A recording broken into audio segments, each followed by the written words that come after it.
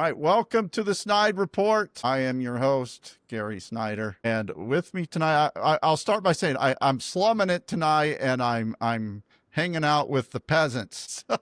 Proud to be called a peasant, Gary. I'll tell you that right now, brother. I is one. No, it's we've been fortunate to have some great guests, but we're getting back to our roots here and having some of our better known Indiana guests on tonight. So welcome everyone. Everybody will just want to introduce themselves real quick. Start with Sean, Josh, and then Terry. Although I think I just introduced you. Well, all right. I'm Sean Johnson, political advocate, a person who aspires to one day hold office for the people, and a one-time Gary Snyder campaign manager. So I'm excited to be here. Thanks for having me back. And you have to, if we ever have time, Sean has got to tell the story when he drunk called me when I got blown up on Twitter from a concert in Atlanta. Oh, how you doing? That didn't happen to Sean. It didn't happen in the way that he's telling it. Right. Go ahead, Josh. Hey, I'm Josh Lowry, a peasant, as Gary would like to say. I'm the chair of the Hamilton County Democrats and also the host of my own podcast, On Trial with Josh Lowry. And I know I'm not Andy Bashir. I know Gary's been having some pretty big time guests, but I'll do my best today. Okay. Terry. Hey, Terry Goodin. Sorry, in your part of the woods, they call them peasants, but down here we call them serfs. So I guess I'm a serf. Now, don't get confused. I didn't say Smurf. I said serf, right? So, hey, good to be on here, Gary, and I appreciate what you're doing. And I tell you what, man, those guests, you've had some really killer guests, so keep up the great work. You know, and I've always been fortunate to get them. I mean, when I was just radio, I had the Fonz on. Oh, wow. I had Duff McKagan from Guns N' Roses. Yeah. That was something else. So yeah, I've been fortunate. You know, one of my better guests of all time was Don Rumsfeld, though. Yeah. Believe it or not, he was something else. So. Oh, wow. So yeah. But we have everyone on tonight. We're just going to kind of banter a little bit about some of the issues in the news. I'll probably get started here because I'm the host and I get to say so. And we'll just kind of go from there. First one is, and I'm just going to kind of read a little bit of my inside take from earlier on in the week and let you guys just comment on it a little bit. Did God tell Micah Beckwith to hate tolls or just cheer on insurrectionists? Micah Beckwith, Indiana's wannabe prophet-in-chief, has now set his holy sights on opposing toll roads, declaring them an Illinois-style abomination. There we go. If I can't say it, I probably shouldn't write it. One might ask, did the same divine hotline that told him that January 6 rioters were heroes now tell him to smite the evil user fees? Or is it easier to play populist preacher when you're cruising around in a $90,000 taxpayer-funded luxury SUV, untouched by real world costs that tolls supposedly represent? It's awfully convenient that Beckwith only discovered his righteous outrage after sitting through 2 full days of Senate debate on the bill. I guess divine inspiration has a delay setting, kind of like maybe his seats. Let's be real, though. This is less about protecting Hoosiers from financial burdens and more about political peacocking. Beckwith and Diego Morales, Indiana's most ethically flexible duo since Hall and Oates split up, are suddenly acting like fiscal watchdogs, despite their silence when it actually mattered. But now that Mike Braun is steering the toll train, everybody get on board, because you're going to be, Beckwith is slamming the brakes like a man possessed. If only he brought this much passion to say, I don't know, governing, or telling the truth, or not turning public policy into an extended sermon from the gospel of grift. Terry, we'll start with you. Am I too far off? Well, I tell you, I think you should be a biblical archaeologist. Sounds to me like you got the language down, man. So, but we've been through this. I had a little help. We've been through this toll road battle before, man, and it didn't turn out the way everybody thought it would. And tolls are made to pay for highways that are under or to be constructed, or to pay for the cost of constructing a particular road. And if I might be wrong here, but I think that they finished and completed paying off the road, the interstate that would be tolled in my area, finished paying it off maybe around 1971 or 72 maybe, and wasn't tolled then even. So, we get our fair share of tolls down here in southern Indiana with the tollings on the bridges. And every time we cross the river, we have to pay a toll. So it's just unfortunate. It's just another tax on working people, Gary, is all it is. And it's another tax on grandma. She's going to have to pay whenever she goes to the doctor's office or goes to the grocery store. It's pathetic. It's ridiculous. And what happened to all that money they had? Hey, it just suddenly disappeared, right? And I'm sure that Micah will have that little e-pass that just goes right to his state account. And obviously Mike Braun will take the helicopter and just to skip them all. Sean, hypocritical? Well, I mean, this is one of the many things. Let me count the ways. But at the end of the day, it just comes down to a group of people who have never walked a day in the shoes of a regular person, and they choose to sit in what I call the ivory tower and make policy for people, places, and things that they have really no understanding of, or even choose to have any understanding of. And we continue to see that type of policy, the type of rhetoric coming in and out of that state house, and we know who's the culprit behind it. Just look at the leadership. Josh, Sean brings up shoes, very small shoes for Micah Beckwith, I assume.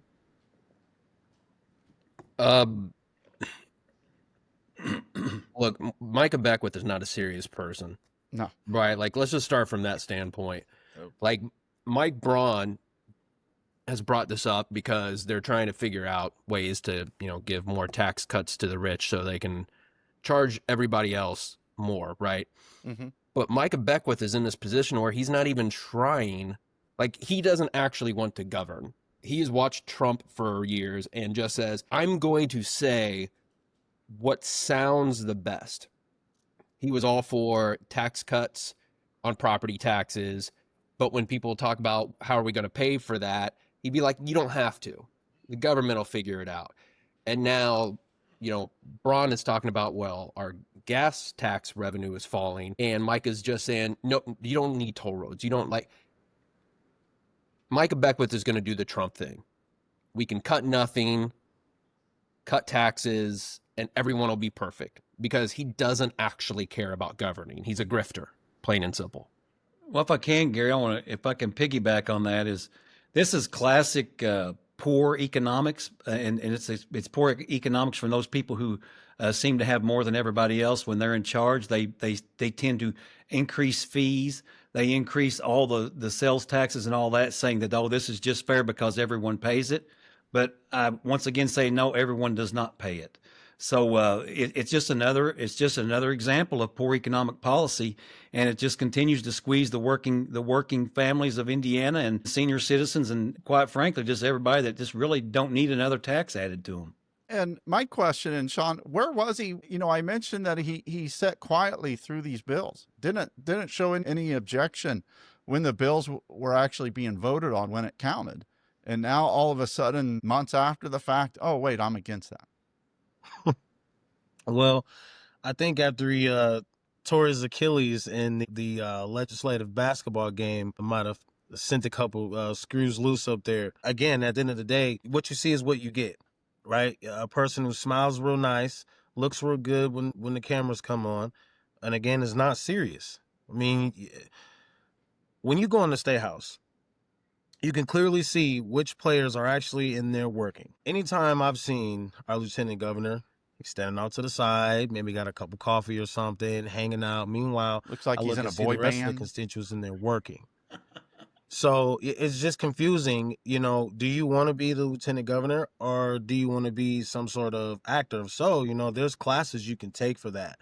and you can learn that. But that's just what it's going to be. It's not going to be serious, going back to what Josh Lowry said. And so we have to figure out, what we're going to do, moving forward, because it's not going to be serious. Policy is not going to go in our way, and there's not going to be much research done on it. So what's the next step? Josh, I hated Tom Brady, hated him. But with that being said, I never wanted to see him get injured. Okay. But if he got injured, I always hoped that it hurt like hell. So I'm one to say I never want to see someone blow their Achilles in an intramural basketball game. But if it happens, God, I hope it hurt. So let me say this. I have no idea whether tearing your Achilles hurts or not. Unfortunately, right now, the only thing it does is make me fall into a pit of depression over Pacers. Tyrese Halliburton. But let me just say this about Micah Beckwith. Like, if we're talking about where was he during the Senate session, he wasn't paying attention. Like, look, he went on Twitter when that property tax bill came out and said, guys, I can't understand this. Do you realize how brazen you have to be to go to the state of Indiana and go, hey, I know you guys elected me lieutenant governor, but I'm too fucking stupid to figure out what this says. Like, this is not a smart man by his own statements. So I think sometimes with someone like Micah Beckwith, we try to, really think through and be like, well, why would someone come to this conclusion? It doesn't have to make sense when the person thinking it doesn't make sense. And I think that is how Micah Beckwith comes to most of his decisions. Real quick question. I did mention Diego in that. Many people, or say many, some seem to think that Diego will be beat in whatever he runs next year at convention. I'm of the school that no, he's going to be the nominee, period. He's figured out that he can't win Republican primaries, but he can get just enough batshit people crazy in a convention to get elected. So am I right or am I wrong? We'll start with Terry. Is Diego the nominee next year for Secretary of State for the Republicans? Well, I don't have a crystal ball, Gary, that's for sure, and can't make predictions like that. But I think he's probably pretty popular amongst his base and support. And I mean, I've known Diego for a long time, and I don't see him being pushed to the side by anybody, because I think he's a fighter. So he's gonna push back. If somebody pushes him, he's gonna push back in the party. And I mean, it took a lot of guts to run against the party's chosen one there when he ran against Holly Sullivan and won last time. So I don't think he's gonna be a pushover, and I think I'll give him credit. Like I said, I've known him a long time, and he's a lot smarter than people think he is. So, and he's obviously somewhat politically savvy as well. So, can't say anything bad about him as far as that goes. But I wish I had a pulse on it, Gary. But I can't tell you anything about Republican primary politics or Republican politics, man. That's a good thing, probably, but it's tough for me to make a yay or a nay on it. Well, let me ask you this: if you've talked to Diego before, you probably know this next statement. You're the man. Yes, I am. And you are, if he's talked to you, and Sean, if he's talked to him, and Josh is too. That is his byword. There's no doubt about it. Yeah. Sean, Diego or someone else next year? It'll be Diego. I don't see, again, I can't tell you nothing about the Republican Party and what goes on in there, and I have no interest. But I just don't see anything that says Diego Morales won't be there again. Josh? Yeah, it'll be Diego. I think the way Micah worked the delegates the last time has shown that the most crazy one has the support of the most delegates already. And I actually think I have to disagree with you on whether I think he would win Republican primary, because it honestly seems like getting into a scandal is beneficial for Republicans with their base. It immediately draws this sort of, oh, it's me against everyone, like no matter what they did. Like I think we're this close to having a Republican like on video physically beating someone up, just like assaulting a grandmother. It'd have to be a grandmother, because I don't think any of them could beat up an actual man. Well, I'm serious though. I literally think a Republican could attack a grandma right now, and Fox News could twist it for them, and they could still win their primary. Hey, can you guys hold through a quick break? Yes, sir. You're listening to the Snide Report. I am Gary Snyder.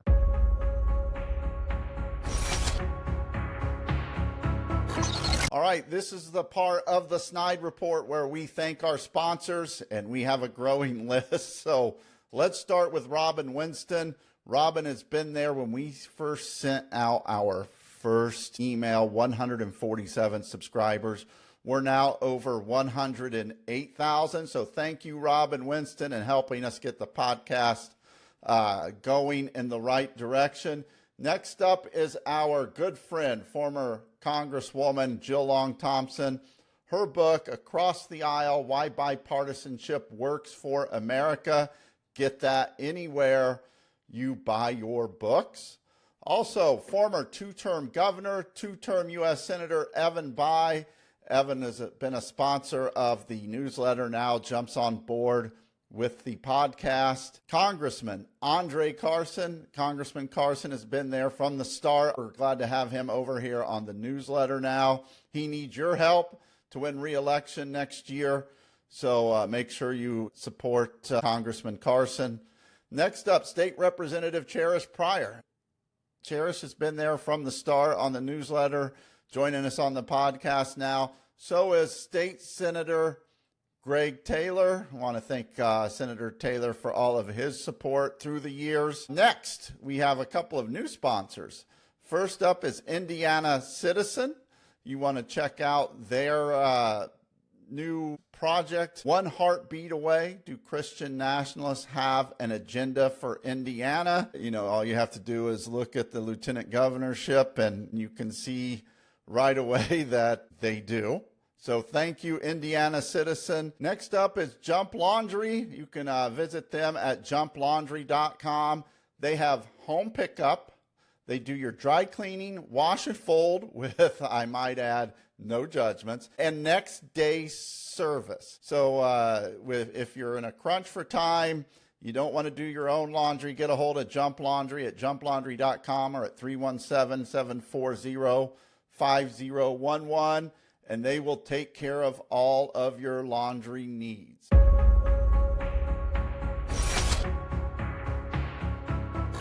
Welcome back to the Snide Report. I am your host, Gary Snyder. With me today is Dr. Terry Goodin, Shawn Johnson, and Democrat chairman of Hamilton County. I almost said Marion. That would have really screwed you up. Josh Lowry. So, all right, moving on to another topic. You know, they're debating the big, bad, awful bill in the Senate right now. It looks like it's going to pass. It's already driven one Republican to announce retirement. Tillis, I think, is that it? Tillis from North Carolina. Yeah, he's saying that, hey, I'm done with this shit. He's hanging it up. Right on cue, Mark Robinson, the batshit crazy black Nazi, as he called himself, is right there ready to jump in. It's almost like he knew. All over Twitter. So that should be interesting. But as we take a look at this bill, Terry, your thoughts on it as it gets ready for at least passage in the Senate? Classic rich versus poor. And you know, when I say rich, I don't even mean people who are millionaires. I mean, that's rich, but I'm talking about people that benefits from this bill who are billionaires, you know. And here's the situation, guys. So the Democratic Party has lost its hold on working class families because they don't think that we stand up for them anymore. And I think it's time, Gary and Shawn and Josh, that we start an economic revolution and make those people pay their fair share and everyone pay their fair share. And it goes all the way from the freeloaders all the way up to the billionaires, and everybody pay their fair share. And let's create a level playing field and get America back on track. We've got to figure out how in the world can you submit a bill that's going to delete the taxes on tips and Social Security, but then reinstates them again a couple years later, but you're going to make the tax cuts for billionaires permanent. But that alone is ridiculous, man. It's time the Democrats stood up and said what is in this bill and how we're going to do something different. And if it's the Republicans keep talking about freeloaders that getting their welfare benefits and their Medicaid and all that stuff, well, guess what? Go after the freeloaders too. That's fine. Nobody likes a freeloader, right? We don't want freeloaders to get what they don't deserve. So, hey, freeloaders and billionaires, that's who the targets would be. And we're going to start working with working families, and we're going to start letting working families be able to keep some more of their own money instead of supporting all those people at the top. Sean, I was at an event a couple years ago, and the head of a local American Legion came up to me and said, I'd almost support you, but I don't like your class warfare stuff that you're starting. And I looked at him and I said, I'm not starting it. I'm just fighting back. Am I wrong? No, you're not wrong. People are so used to politics as usual. Everybody wants to play the nice guy role. This isn't cupcakes and daisies.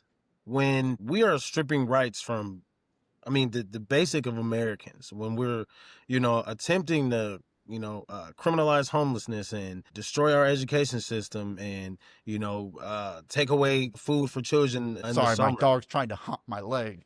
Why do we need to play nice? Why do we need to be nice? So, no, it's time that we stood up and going back to what Dr. Goodin said, no, it's time we get everybody. If you're going to come for one, come for all. Pay your damn fair share. Why is it fair for someone who already has $1 billion to make another $1 billion? And not pay taxes on it. And it's the same. If one billionaire decided, you know what, I'm going to cure world hunger, they could very easily, and we choose not to. So, I agree. It was time that you stood up and said what needed to be said. And if it ruffles a few feathers, well, so be it. Right. Josh, when you take a look at what happened in New York City with, and I can't pronounce his name, I'll just look stupider than I am, but he ran on a very populist message. Bernie Sanders, one of the most AOC, two popular legislators, run on a very populist message. Donald Trump ran on a very populist message. Now, granted, he did not follow through with it, but are Democrats missing the boat here on this populist message? I've spoken to David Jolly, I've spoken to Walsh, I've spoken to Andy Bashir, as you mentioned, and all of them to a T said it's about affordability, being able to buy your eggs and pay your mortgage, or to buy a house, or to be able to go to the doctor. Like Andy told me on his, how can I make your life better each day? Yeah, I think that helps. And it's Zoran Mondami, by the way. Show off. I may have actually switched the M and the N, and so I apologize to Zoran if he hears this podcast. Look, yes, I think that helps, but I don't think it solves everything, because we've seen some Democrats that did this. Sherrod Brown in Ohio ran almost exclusively on economic issues and populist economic issues. What we can't forget is there's an entire right-wing apparatus that is built to take anything we say and turn it to say it's negative. For example, that guy that came up to you and said, I'm tired of your class warfare. The only person that ever says the word class warfare are right-wing news people. Mm-hmm. That's a word that's trickled down into people's vocabulary. Not to be confused with trickle-down economics. Because no, it's the one time something trickled down has actually worked, right? I know, and I'll guarantee you, Dr. Goodin and Sean have heard the same thing when they've gone to doors. When you talk to a lot of voters, what they say about a Democrat is nothing a Democrat has ever said. It's what a Republican has said about a Democrat.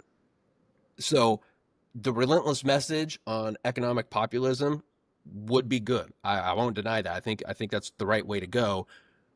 But until we find a way to counteract all of the, frankly, lying that the right wing is doing, we're going to keep running up against the same wall. Well, Josh, if I can, I agree with you, but I think here's how you counteract that. Why wasn't Hakeem and Chuck pushing no tax on tips? Why weren't the Democrats pushing that? Why aren't the Democrats right now pushing no tax on Social Security for retired people? Why aren't they pushing that? But we're hearing a lot of noise. But hey, what we want is let's put our money where our mouth is. Let's get our foot out of our mouth and let's talk it, but let's get it done, because we're going to use that foot instead of a lozenge. We're going to use it to walk on, and we're going to use it to get the job done. And they do a lot of talking in D.C. and all this garbage, man, but they don't ever get it done. And I mean, it's just, people are just sick and tired of it not getting done. You're right. Number one, Chuck Schumer should never be the face on TV of the Democrat Party, ever. Ever. Number two, most of these cuts, I shouldn't say most, but a lot of the cuts that are happening, Medicaid, SNAP, people losing their health insurance through credits of the Affordable Care Act, you can go down the line. Right. It's mostly going to affect red states, Indiana, Kentucky, Ohio. You can go down the line, Alabama, Missouri. Is it just time we just sit back and say, it's not affecting me, let it happen? We'll just be here to say, I told you so. Sean? No. That's disappointing. Because when you get into this work, it's not about you. It's about everyone else. And honestly, continuing to sit back this way is why we've gotten into this situation. We took our foot off the gas. And when you take your foot off the gas, when you're dealing with, folks like your best friend, Jim Banks over there, when you're dealing with people like that, they're itching for that one thing you do, that one thing, just so they can come right through and bulldoze, because they've got the money to do so. So I think, again, we do need to take our foot out of our mouths, and we need to put one foot in front of the next and start getting shit done. Right. And Because if I when you can't, look around, what do we see? We see families struggling. We see people losing jobs, losing homes, losing benefits. And who are supposed to be the ones fighting for those people to keep those things? Us. And we need to do a better job, period. Right. Full stop. and there's a congressman in California, Ro Khanna, folks have probably heard of him. He's talking about economic patriotism, about the Democrat Party is the one that brought the 40-hour work week. The Democrat Party is the one that created Social Security. The Democrat Party is the one that created Medicare and all that. But I think it needs to go farther. Like Josh says, it needs to go farther than just the economic side of this. We've got to look at other issues that just tick people off. If you'll notice, when they're saying they're making Medicaid cuts, the Medicaid cut part is coming from the Democrat side, and what they're saying is they're cutting off or cutting out grift. They're cutting out those people who cheat the system. They're not cutting out grandma or grandpa, but the reality is they're cutting grandma and grandpa, right? But you're not hearing them say that. And as I said before, nobody likes a freeloader, man. So you've got all these people saying, yeah, by golly, it's about time somebody put it to those people who are stealing from us. I work every day of my life, and I can't even afford to go to the doctor, and these freeloaders get to go for free. We've got to start getting the message out that freeloaders and billionaires were coming at you. Everybody else in between, hey, you're middle-class America, man, and we love you, right?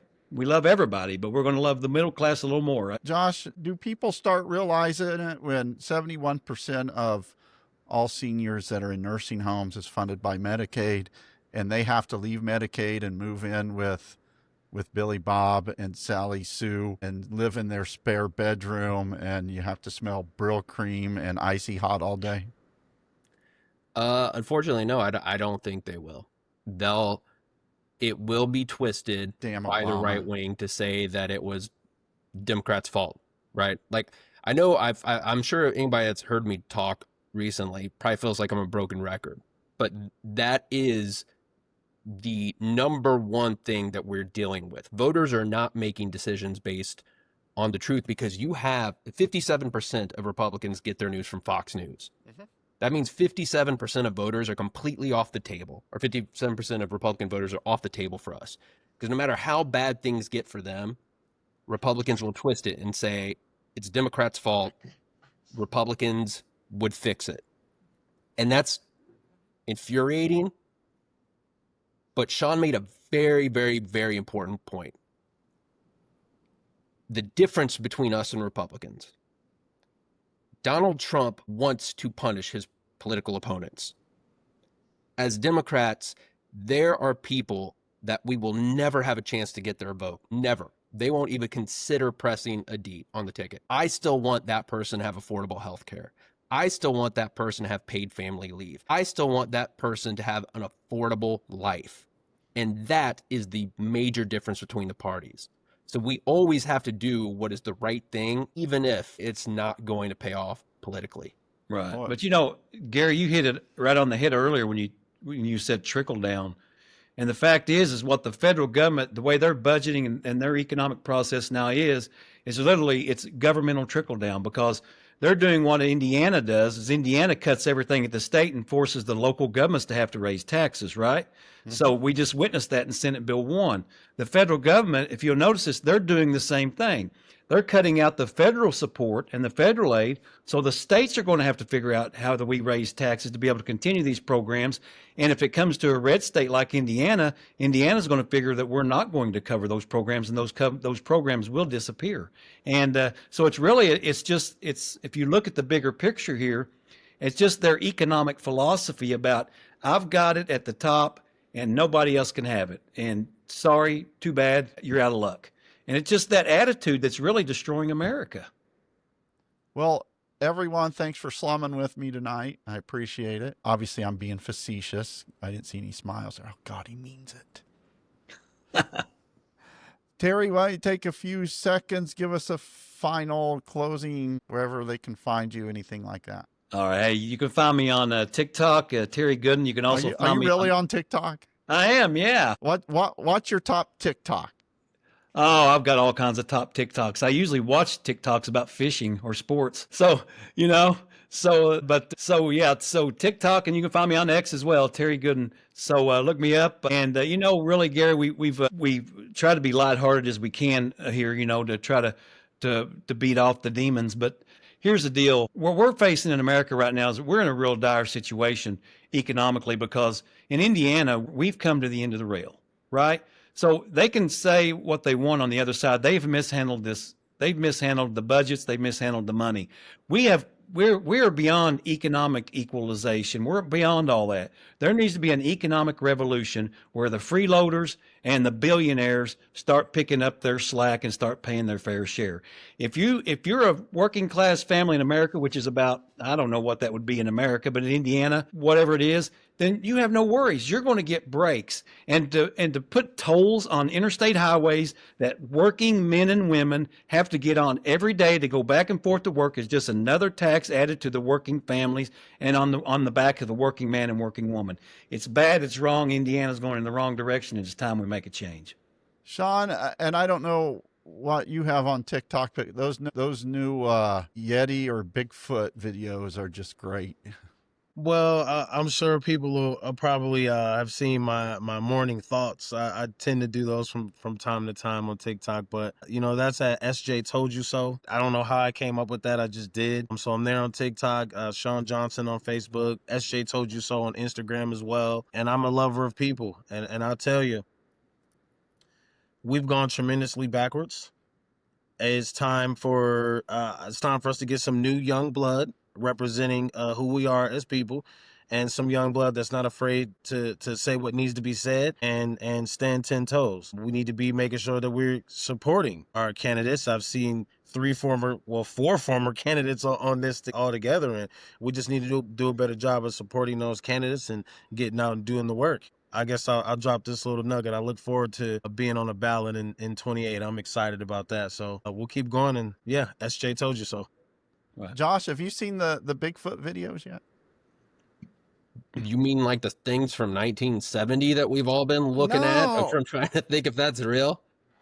They're all over Facebook. They're AI generated. They look more like a gorilla than a Bigfoot or a Yeti, but man, those things are great. Okay, I gotta say, I'm worried that AI is going to cause the end of society, but that whole 100 men versus a gorilla debate. They made an AI of the gorilla live blogging the fight, and that was hilarious. They all are. I've seen Terminator 2. I know how this ends. We're all gonna die, but we're gonna laugh as we're dying. Right. That's funny, John. Gary, if I can, one last thing here. Whenever you see Hakeem and Chuck this week in D.C., or whenever you're talking to them on the phone tonight, tell them to do this. Make the tax cuts for tips and Social Security permanent, and the tax cuts for the billionaires temporary. They've got it exactly the opposite way it should be. So, Josh, anything else? No, for anybody that wants to find me, I'm at Lowry4 Indiana, spelled out FOR, on social media. Listen to my podcast. It's the second best podcast in Indiana behind the SnydeReport. I'll eventually pass you, Gary, but I'm not there yet. It's On Trial with Josh Lowry. But no, just glad to be on here. And Sean, make sure you send me that blue link before 28. Now, I will on a closing note here. We have taken Indiana Talks. It is no longer the Indiana Talks Network. It is now SnydeReport Radio, and over 41,000 listeners the last 30 days. Awesome. Nice. So Nice. SnydeReport Radio is up. We're finalizing that. It should be reflected on TuneIn soon. I am Gary Snyder. They are not. He is Terry Goodin, Sean Johnson, and Josh Lowry. This is the SnydeReport, and we are out.